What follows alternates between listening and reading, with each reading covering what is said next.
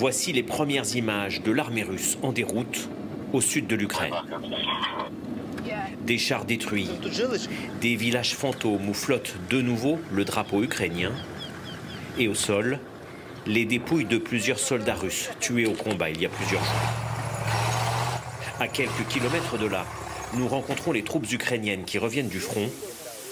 Ils se cachent dans les forêts à l'abri de l'artillerie russe qui ralentit leur avancée ces derniers jours. On doit rester invisible et bouger en quelques minutes en cas d'attaque. Dès qu'on vient, on fait... Vous savez, en ce moment, il y a les drones russes qui nous cherchent. Des chars de l'époque soviétique sont mobilisés.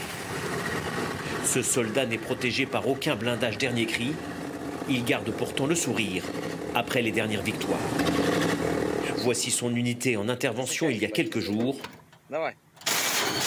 alors qu'elle repousse un ennemi à 1 kilomètre de distance. Tous les matins, je ne pense qu'à ça. Comment faire partir les Russes encore plus vite? Vous verrez, on sera victorieux. Ces combats montrent que l'armée russe ne s'est pas retirée rapidement au début de l'offensive. Par tous les moyens, encore maintenant, elle cherche à ralentir l'avancée de l'armée ukrainienne qui se trouve à une dizaine de kilomètres des premiers villages libérés. Il y a des morts côté ukrainien, la plupart tués par des mines anti-chars, nous disent les soldats. Partout, on entend le bruit des combats. Nous sommes invités dans le quartier général de l'unité, dans un sous-sol, à l'abri des obus. Oui, les mines russes, c'est l'obstacle principal. S'il n'y en avait pas autant, on serait déjà beaucoup plus loin sur le front. Beaucoup de matériel fourni par l'Occident, comme ce canon César français, sont également engagés dans la bataille.